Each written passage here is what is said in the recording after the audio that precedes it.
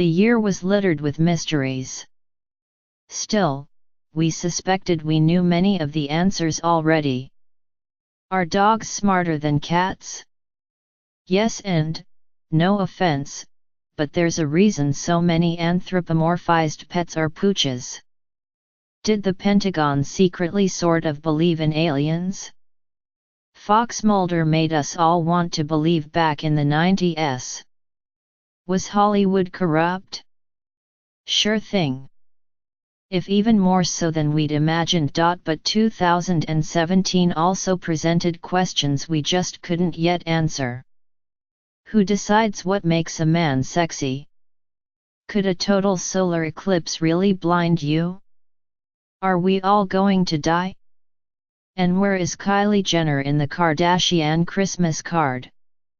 Here, from your friends on the Styles desk, are some of the year's biggest unsolved mysteries. A 30-year-old quarterback who once led his team to a Super Bowl would normally be in line for a new contract worth millions of dollars, but with the 2017 season nearing its end, Kaepernick, formerly of the San Francisco 49ers, remains the league's most famous unsigned player and one of its best-known names. After he spurred the number takeani movement this season, I think he should be on a roster right now. Aaron Rodgers, the quarterback of the Green Bay Packers, told ESPN in August. I think because of his protests he's not. The best counter-argument, which has been offered by various anonymous front office employees and coaches, is that Kaepernick's blend of running ability and powerful yet inaccurate passing requires a bespoke offensive scheme, which isn't something a team would orchestrate for a backup quarterback. There is something to this argument, as Kaepernick actually lost his starting job with the 49ers before the protests began and only got it back because his replacement was less effective. But that argument ignores the fact that 72 quarterbacks have appeared in a game this season, dozens of whom cannot match Kaepernick's talent in any system. Did the owners collectively agree not to sign him? Such outright collusion is unlikely. But in a league that has often overlooked domestic violence, animal cruelty, steroid use, and vehicular manslaughter all in the name of talent, it is curious that Kaepernick was shown the door for a demonstration that did not violate any rules. Benjamin Hoffman. The political scientist Emily Thorson used her 2013 dissertation to investigate whether fact-checking was an effective way to combat misinformation. She found that even when readers believed fact checks, they could not banish false information from their minds entirely. The power of fake news, she concluded, incentivized politicians to strategically spread untruths. Not just American politicians. In January, a declassified report informed the public that the CIA, FBI, and National Security Agency concluded that Russia's leader, President Vladimir V. Putin, had ordered an influence campaign to affect the 2016 election. Facebook's general counsel, Colin Stretch, called posts disseminated by Russians an insidious attempt to drive people apart. So there is little doubt that Russia meddled in the election, though, for the record, President Trump has said that Mr. Putin denies it. Determining influence is trickier. Did even one person change his or her vote after seeing a mocked-up Facebook advertisement? Dr. Thorson coined a term for the residue of untruth left behind by misinformation: belief echoes. One of her experiments tested whether people became besotted by misinformation only when it confirmed their previously held opinions. She found that was not the case. Humans change their minds. They are subject to influence. And when a state actor summons a sonic boom of nonsense and sends it rattling through the largest communication platform ever invented, there's no telling who might hear the echoes and maybe even follow that actor's lead. Jonah Engelbrom. Lena Dunham has embraced the feminist mantle with gusto, often posting about gender politics on Twitter, where she has 5.72 million followers, courting thinkers who espouse similar views in her newsletter and on her podcast, and writing about the well-being of women for Glamour magazine, LinkedIn, The New York Times and elsewhere. What's a feminist now? And is she one? There's a joke she once made on her podcast about wishing she had had an abortion. She later apologized. Or the time when she compared reading Gawker to going back to a husband who beat me in the face. She later apologized. This year, particularly dismaying was Ms. Dunham's statement accusing Aurora Perrineau, an actress, of lying when she filed a police report alleging that Murray Miller, a writer on Girls, raped her when she was 17 and he was 35. In a statement to The Hollywood Reporter, Ms. Dunham and Jenny Connor, her CO showrunner, wrote that this accusation is one of the 3% of assault cases that are misreported every year. Believing rather than discrediting assault and rape survivors is a tenet of most feminist philosophies and a stance Ms. Dunham has taken in the past, including in a tweet she sent this year, "Things women do lie about, what they ate for lunch. Things women don't lie about, rape." Ms. Dunham, once again, apologized. And since mid-November, her Instagram and her Twitter have been silent. Valeria Safronova. Everyone who smokes cigarettes knows that their lungs get a little blacker and death draws a little nearer with each puff. Now those who pour a glass of pinnate for pleasure, or to harvest its medicinal properties, can't help but think of cancer too. This fall, the American Society of Clinical Oncology stated that alcohol consumption may slightly raise the risk of breast cancer, also, esophageal, mouth, throat, liver and colorectal cancers.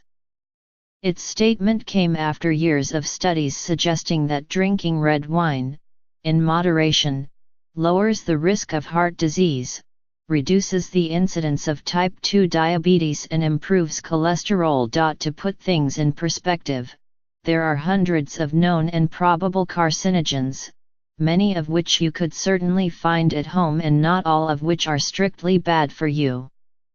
Moreover, just because we have evidence that alcohol consumption is associated with cancer doesn't mean we can conclude that the relationship between them is causal. So, the real question is, are the effects of wine net positive?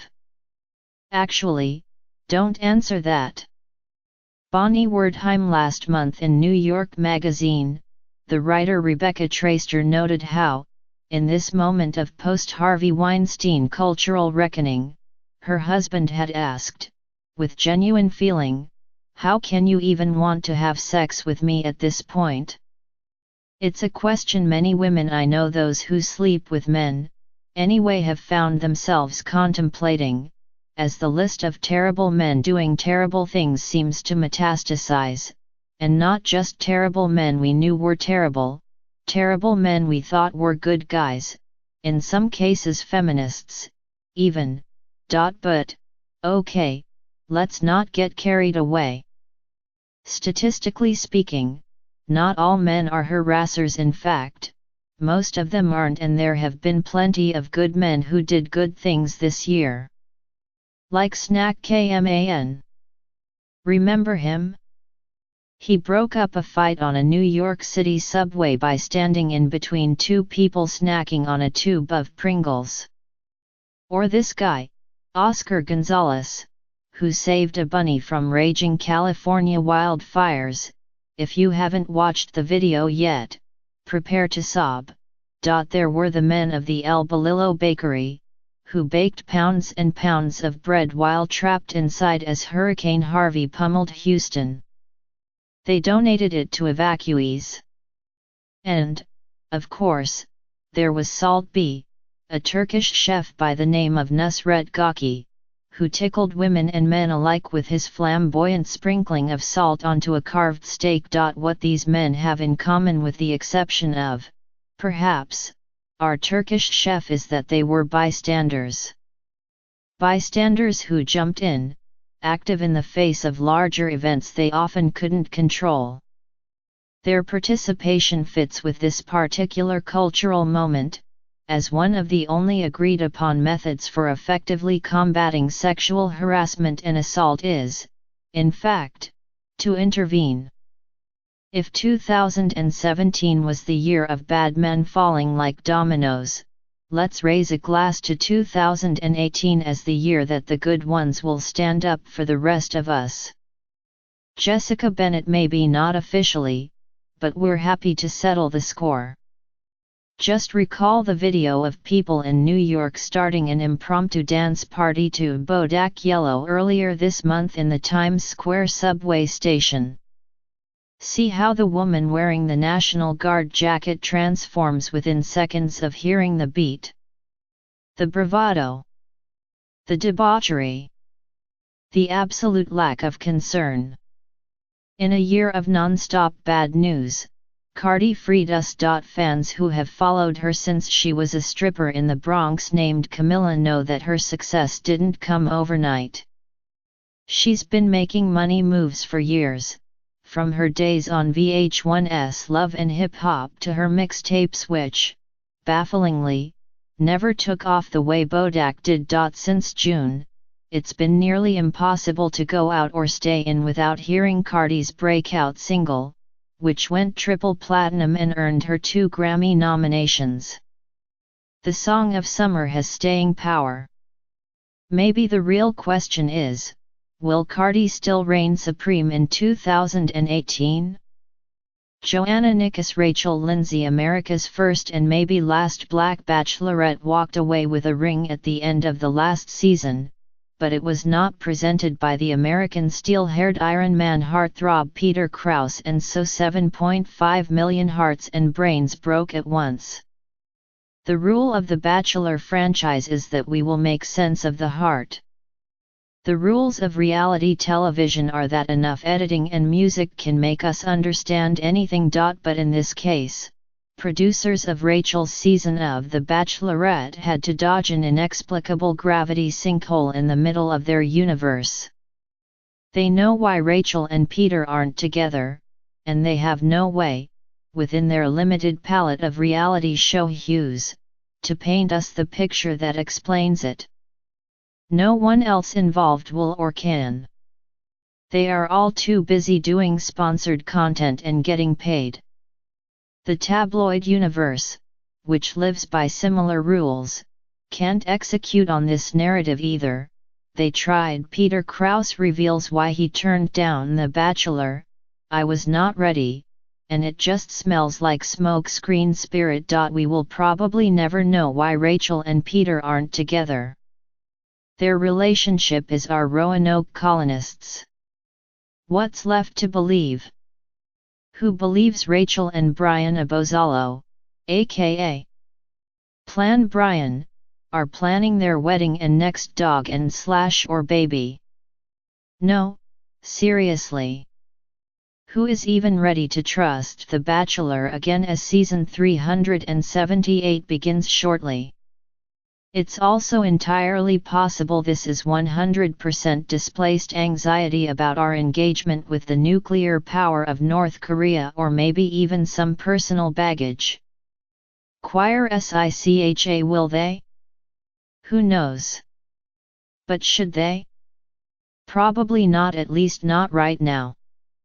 The most recent season of Insecure opens with 2 newly single characters, both so accustomed to the comforts of partnership that navigating the often choppy seas of dating in Los Angeles is naturally a little awkward. Issa's attempt at a self-described hotashion, in which she juggles multiple partners at varying levels of seriousness, only reveals her lack of experience with romantic relationships when boundaries aren't clearly defined. As for Lawrence, his new and nearly serious relationship highlights just how wounded Issa left him. Spoiler: in Season 1, Issa cheats on Lawrence with an old flame. For many, the ultimate betrayal is finding out the person you're in a monogamous relationship with has had sex with someone else. But what this season of Insecure showed, particularly the heart-tugging finale, was that often both parties have had a hand at the gradual erosion of the union. It's clear that Issa and Lawrence love each other. If they even want to entertain the idea of getting back together, though, they'll need to do some serious self-reflection first. Iman Stevenson. One strange thing about 2017 was that you could talk about preparing for the end of the world and not even have to explain why. The headlines were filled with apocalyptic scenarios, hellish wildfires, North Korean nuclear threats, melting glaciers, not to mention a long-prophesied economic collapse.